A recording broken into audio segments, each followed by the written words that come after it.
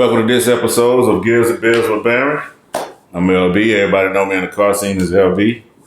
This week, got another guest. Greg Russell from GRD, Greg Russell Designs.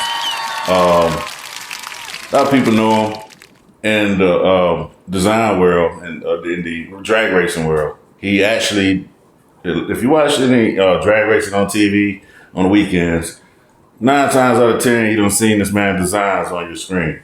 We'll put some up throughout the video so you can see some of his work. What's up, man? Hey, what's going on? Glad to be here, bro. Glad to be here, man. You know, we toast it up, man. That's what we do in here. All right. So, welcome to Gears and Bills with Baron.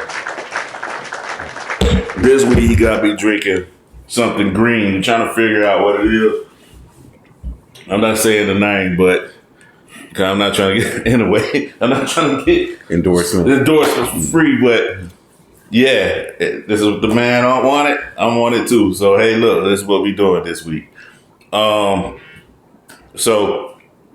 you know, tell me, all right, so you do drag racing, not the routes, but the designs of the covers, right? Mm-hmm. So, conceptual renderings. Yeah. So actually, what you got you conceptual renderings, right? That's what we're gonna call it. Right. So what got you started in that, man? Mom, dad, grandma. Yeah, going to the racetracks on the weekends. Back when I was elementary school, I'd take my homework. Mom make sure of that. So I would have my books. So I have paper and pencil, and especially on the rainy days when we're trying to wait for the rain to cool out. For the racing, I'd take my pad and pencil and start drawing. You know, just cards, whatever was around me. Okay. You know, so my imagination pretty went wild in the trailer on top of a ramp truck or wherever I was and have shelter during the rain. I would sit there and draw. So that's cool, man. Hey, we all done that as kids. You know, we used to sketch cars. Right. Maybe I throw some up here. I still have some. Okay. I used to do a lot of concept cars. Okay. All right. I used to try to do a lot of concept trucks and mini trucks. Yeah. So that was my thing, man. Okay. So I used to, you know, but you took it to the professional level, man. That's like a dream as a kid, you know. I mean, you know, you want to design cars, but you actually do it. You turn it into your skill set. Right. And here you are today. Mm-hmm. NHRA car racers, NMRA, NMCA. Right. But a lot of cool stuff out of, you know, that's out there. And so like, when did you say, like, some point in your life you was like, you know what, this is what I'm gonna do. You know what I mean? So I guess when did you make that leap into the professional world? Early, you know what I mean? Early on, when I was a kid. You know, I was a skateboarder. You know, I did the BMX stuff. Really? Mm-hmm. Yeah, I did. So you was a honeycomb kid. I was. But at the same time, you know, my focus was on racing, and there was a grocery store, Big Star, that name, grocery store. Okay. Huge chain back in the day. So when it was time to go shopping, my grandma would take me, and I would be over in the magazine section, you know, looking at the hot rodder magazines, cartoon even, you know, and one day, you know, it'd be cool to get one of my designs in this magazine. Mm. And then there was a publication called National Dragster. I remember that. Yeah. I remember that. And that's when I discovered Greg Azuko, who's my hero. You know, I mean, I idolized this dude. Okay. And I said, wow, you know, it'd be cool just to get one in there, you know. And at the same time, you know, I'm trying to go to school and be a normal kid, but I'm so excited. I would use up all my notebook paper just trying to perfect what Greg Azuko has done. Right. You know, so and I'm sure it costs, you know, my dad and my mom a lot of money. You know, it's like, where's all your notebook paper? You know? So you ran through a lot of trees. Yeah, I sure did. So so it started there. There, man. You know, and my dad, he started really appreciating that, you know, that, hey, you know, I know your paperwork is gone, but you got some nice stuff here. And his buddies would I would pinstripe their cars too. Oh, he was in the pinstriping. Yeah, You know, that's a lost art. Yeah, yeah. That's a very lost art. Very few people actually do hand pinstriping today. But one of them took a chance on me, and I pinstriped the car. So that kept just the customized part of it. I mean, it wasn't artwork, but it was still an art. It takes a steady hand. Yeah. No, I would do it with with the vinyl stuff. I tried with the painting.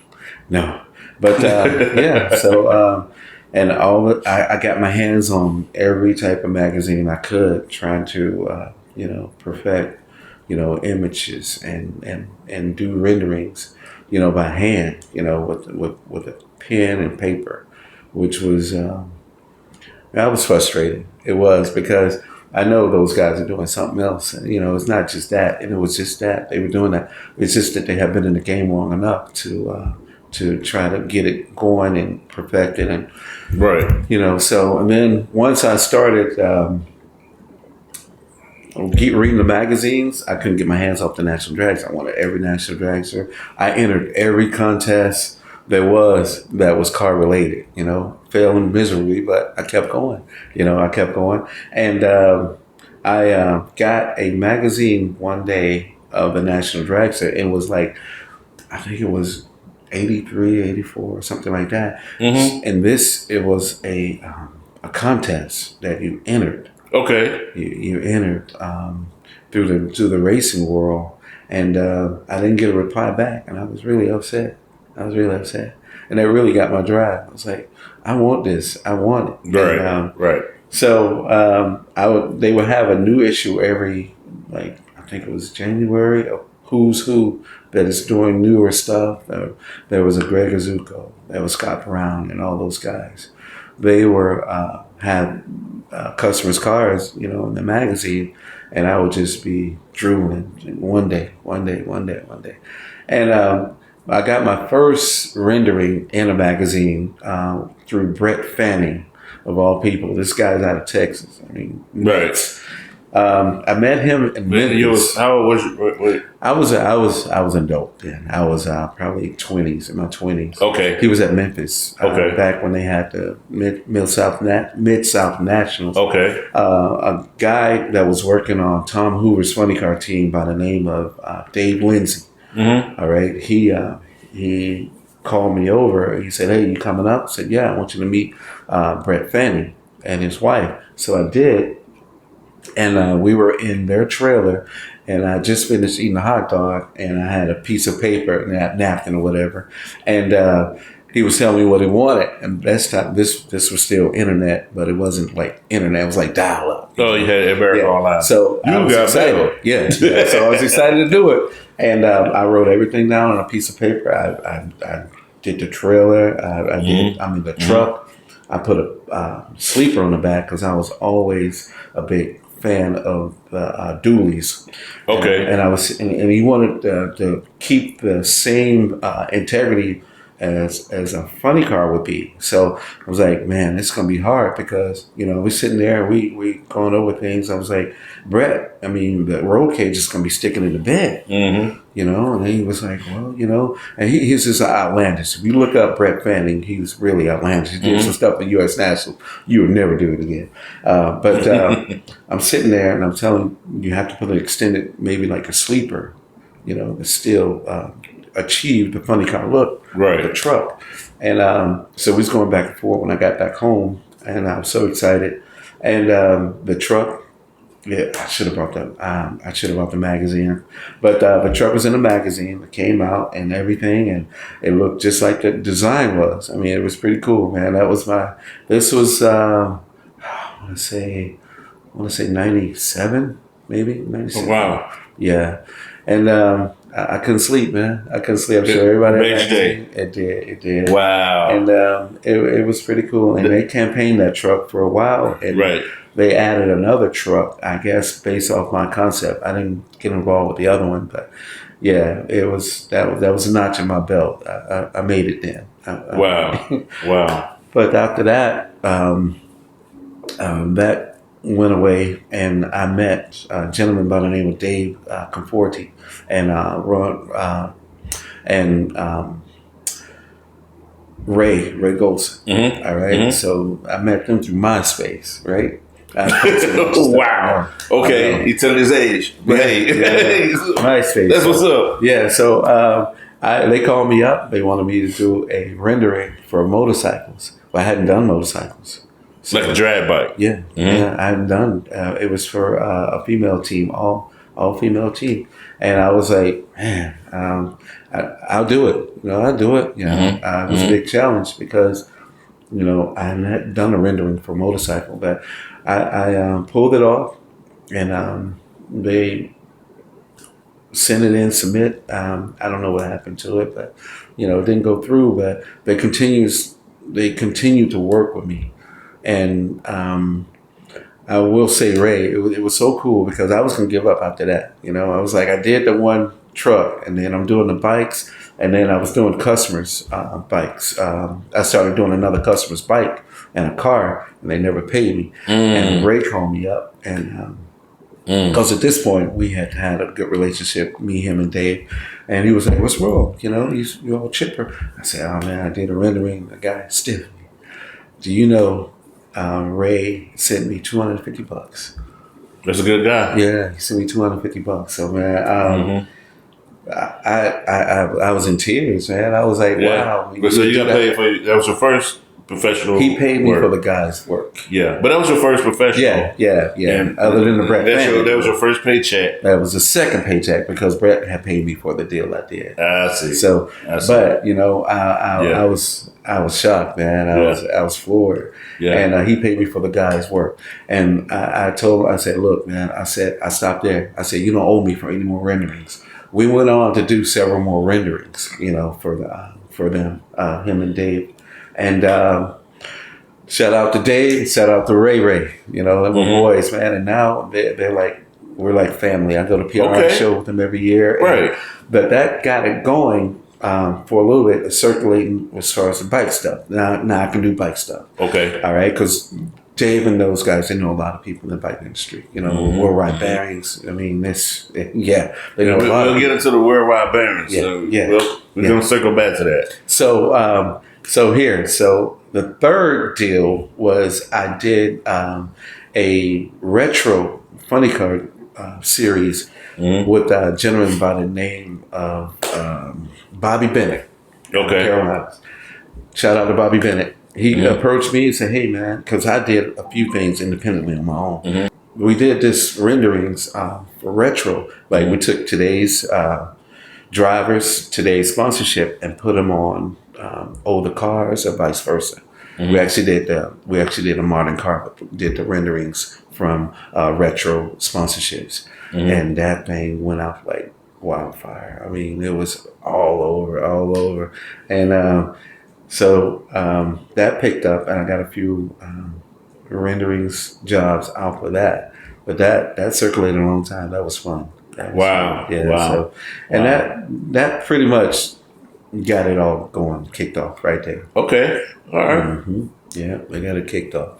Good deal. Good deal. Yeah. Real wide bearings. Okay. Explain that to the unknowing. So there's these high performance ceramic bearings that are right now used on every pro side bike that's on the NHRA circuit, and I mean, it's awesome. It's some awesome stuff, and Dave put as much love into his product, and it shows, and and Ray being the right hand man, it's awesome, man. Yeah, and you awesome do I do.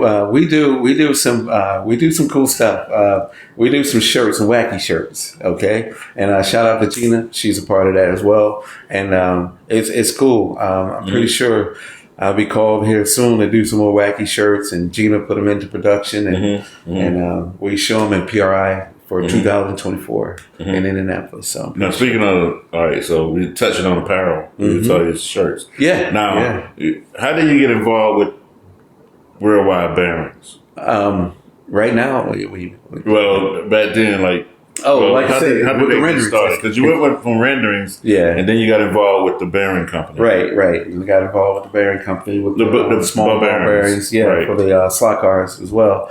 But Okay, so they do slot cars, and also I do the slot cars, but they provide the product. Okay, Yeah, for the slot car bearings. Mm-hmm. Yeah, they provide. That's my production. Okay, so that's right Mm-hmm. because you also.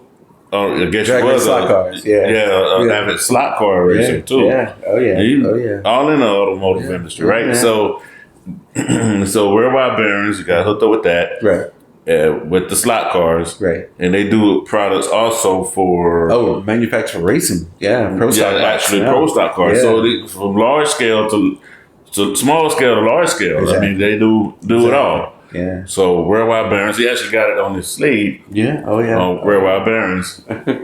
So, and then you slid off into apparel. This guy is entrepreneur heaven, right? So, okay, you also do racing apparel, right? Exactly. I guess. Yeah. If you ever watch drag racing, the guys in the pits that's doing the thing. I mean, I guess he has.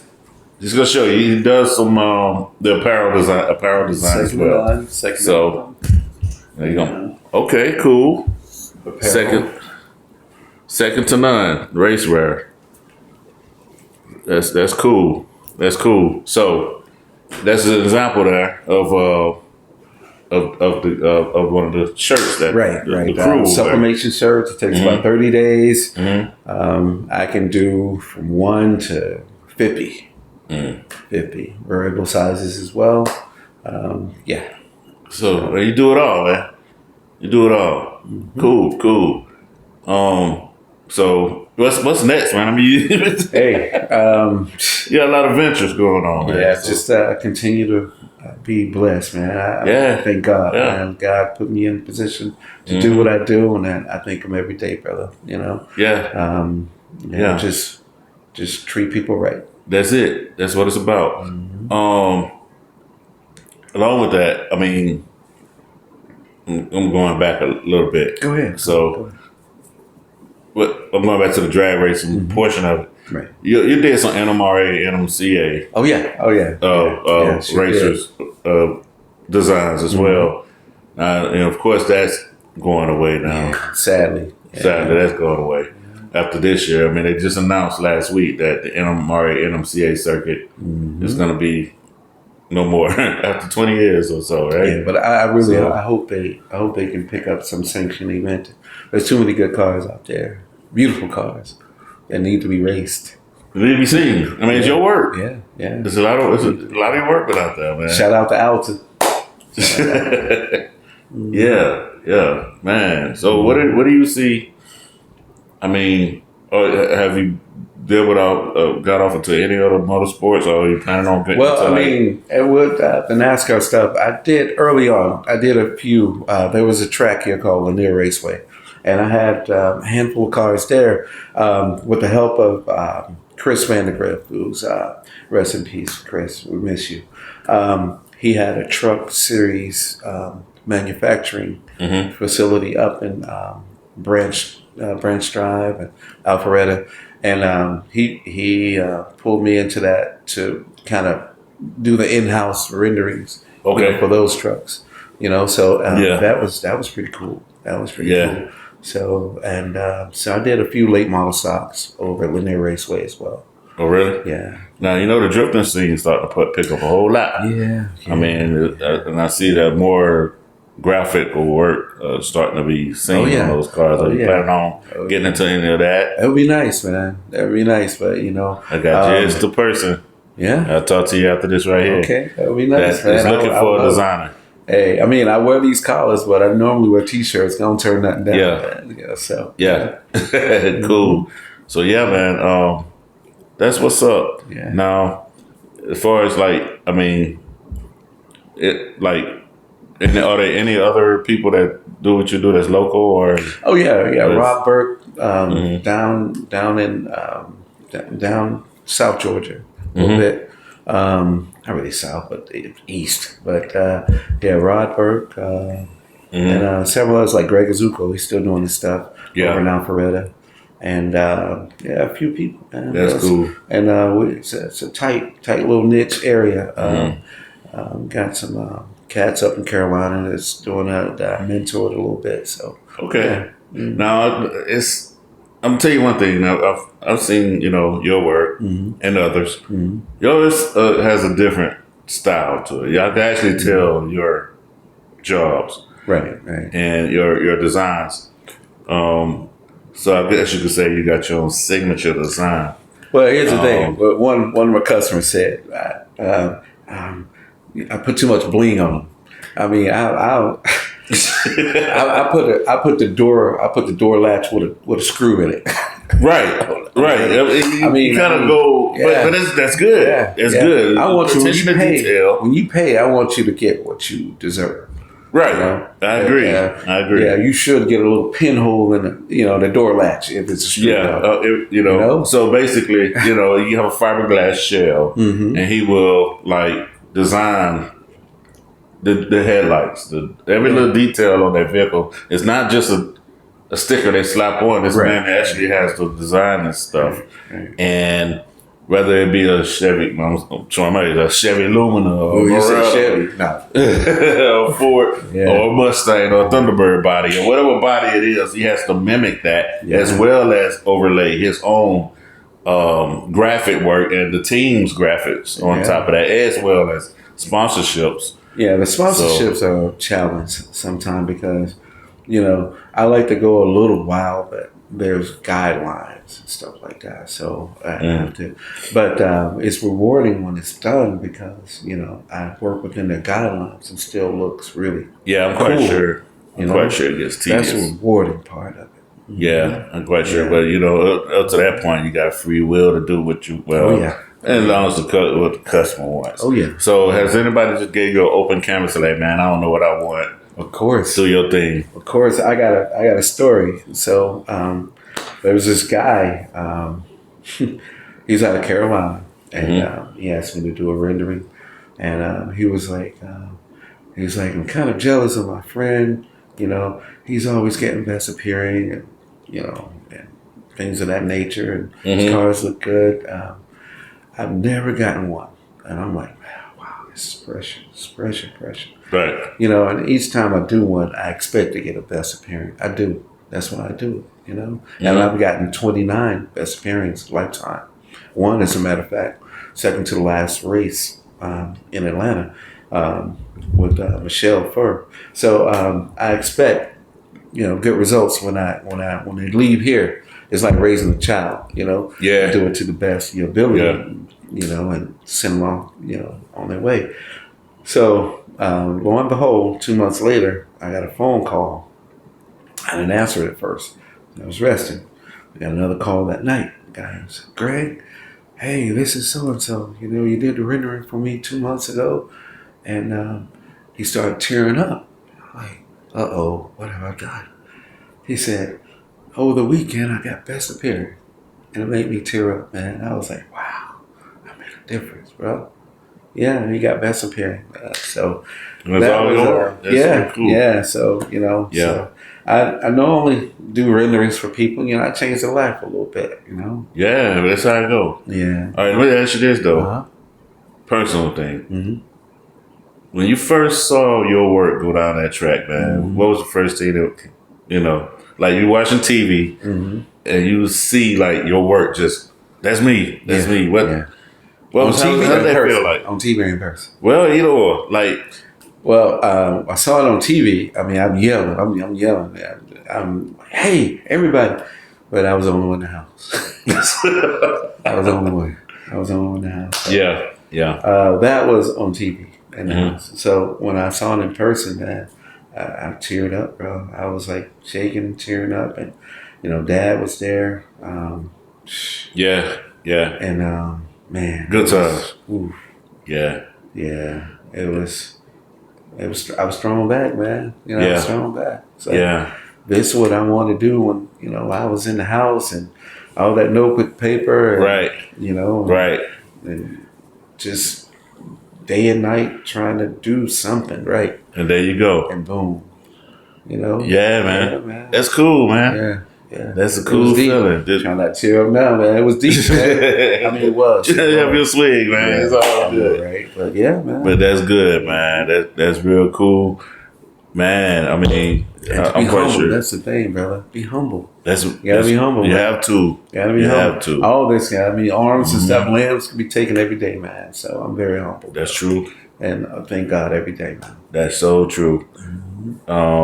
That's so true, man. So, yeah, absolutely, man. So that's a real cool story and inspiring. You know what I'm saying? Especially to the younger generation. Yeah. So what path would you like advise someone that wants to get into that type of work? What path or what steps should they take, or what advice would you give to somebody that? First of all, be passionate about it. You know, don't just pick it up. Just pick it up. Okay, because this is longevity. This is a marathon. It ain't no overnight. You know, and then there's cost of things that you have to have necessary tools. You know, you must have 2 computers. Must. It's a must.